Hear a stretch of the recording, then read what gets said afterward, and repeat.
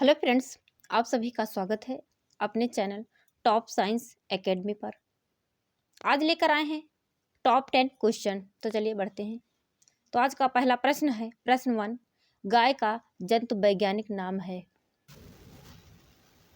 गाय का जंतु वैज्ञानिक नाम है ए कैप्रा कैप्रा, बी बास एंडिकस, सी इक्वस कैवेलस या फिर डी बास बोवेलस। तो गाय का जंतु वैज्ञानिक नाम है, इसका सही ऑप्शन है बी बॉस एंडिकस। बढ़ते हैं अगले प्रश्न की ओर।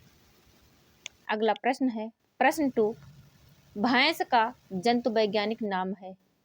भैंस का जंतु वैज्ञानिक नाम है ए ओक्सी एरिस, बी कैप्रा कैप्रा, सी एक्वसस या फिर डी बुबेलस बुबेलिस। भैंस का जंतु वैज्ञानिक नाम है, इसका सही ऑप्शन है डी। क्या है तो डी बुबेलस बुबेलिस। चलिए बढ़ते हैं नेक्स्ट क्वेश्चन की तरफ। नेक्स्ट क्वेश्चन है क्वेश्चन 3, कृत्रिम वीर्य सेचन को प्राकृतिक वीर्य सेचन से उत्तम क्यों माना जाता है।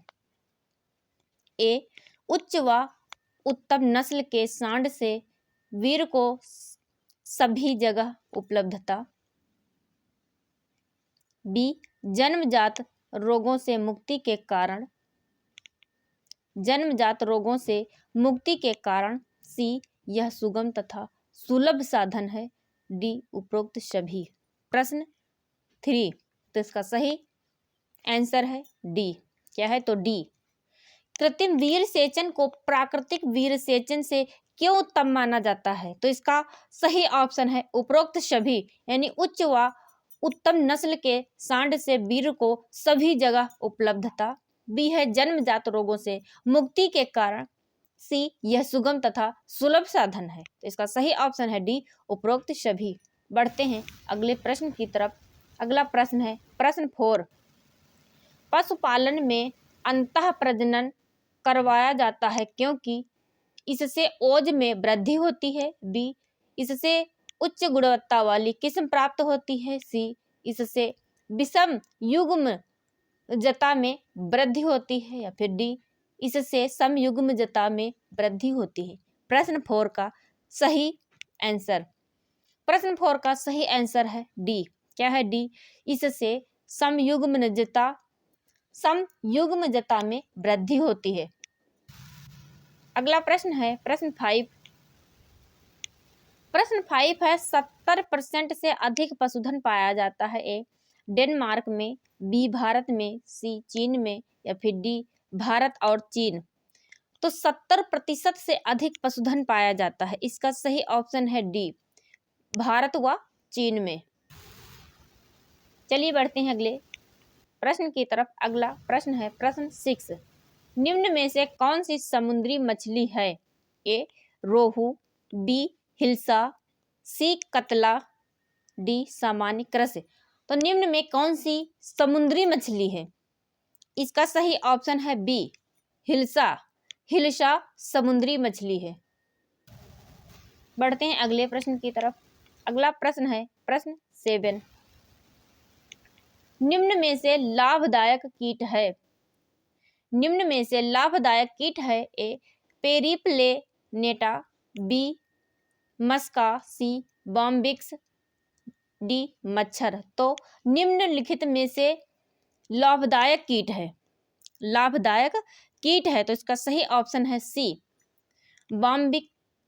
बॉम्बिक्स। प्रश्न 8,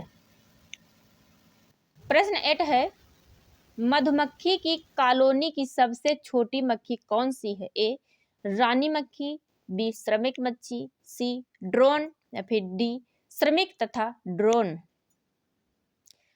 मधुमक्खी की कॉलोनी की सबसे छोटी मक्खी कौन सी है, तो इसका सही ऑप्शन है बी। क्या है तो बी श्रमिक मछली, मछली नहीं सॉरी मक्खी है ये। क्या है तो टाइपिंग मिस्टेक हो गई, मक्खी। क्या है तो श्रमिक मक्खी। बढ़ते हैं अगले प्रश्न की तरफ। अगला प्रश्न है प्रश्न 9। मधुमक्खी में नर का विकास होता है। ए निषेचित अंडे से, बी अनिषेचित अंडे से, सी ए तथा बी दोनों, या फिर डी इनमें से कोई नहीं। तो मधुमक्खी में नर का विकास होता है। इसका सही आंसर है बी। क्या है? तो बी अनिषेचित अंडे से। प्रश्न 10 की तरफ बढ़ते हैं। प्रश्न 10 है एपीकल्चर का कौन सा उत्पाद प्रसारण में प्रयुक्त होता है? ए शहद, बी मोम तेल, बी तेल, सी मोम, या फिर डी रॉयल जेली। तो एपीकल्चर का कौन सा उत्पादक प्रसारण में प्रयुक्त होता है?